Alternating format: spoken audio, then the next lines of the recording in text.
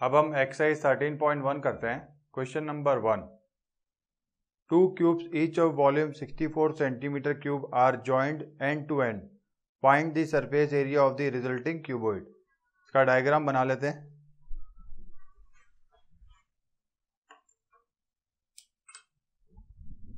ये 13.1 एक्सरसाइज है।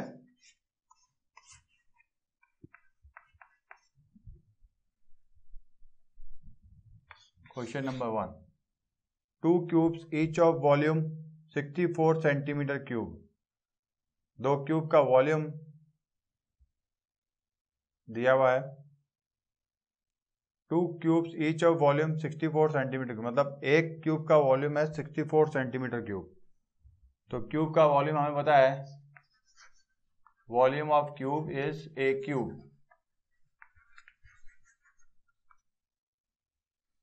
ए क्यूब तो वो गिवन है 64 सेंटीमीटर क्यूब।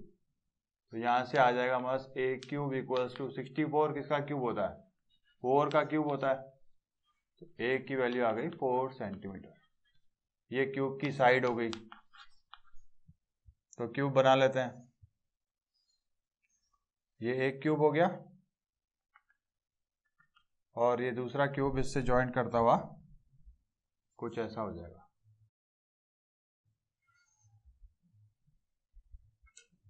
अगर आप ध्यान से देखोगे, ये ए है और ये भी ए है, तो ये क्या हो जाएगी, ए प्लस ए 2a।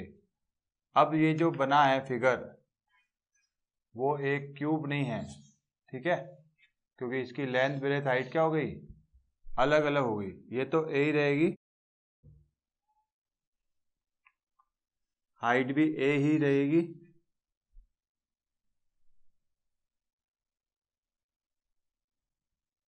हाइट हो गई ए, ब्रेथ भी ए हो गई और लेंथ इसकी हो गई 2a।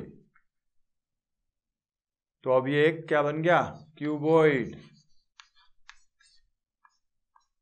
ठीक है, तो ये क्यूबॉइड बन गया। अब ये कह रहा है find the surface area of the resulting cuboid. तो क्यूबॉइड का टोटल सरफेस एरिया हमें पता है, वो होता है 2LB plus BH plus HL। 2 L कितनी है 2A, B कितनी है A,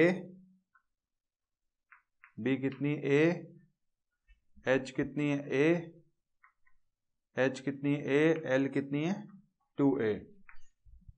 तो ये हो जाएगा 2A into A 2A square plus A into A square, A into 2A 2A square. 2A square plus 2A square 4A square plus A square 5A square into 2 10A square.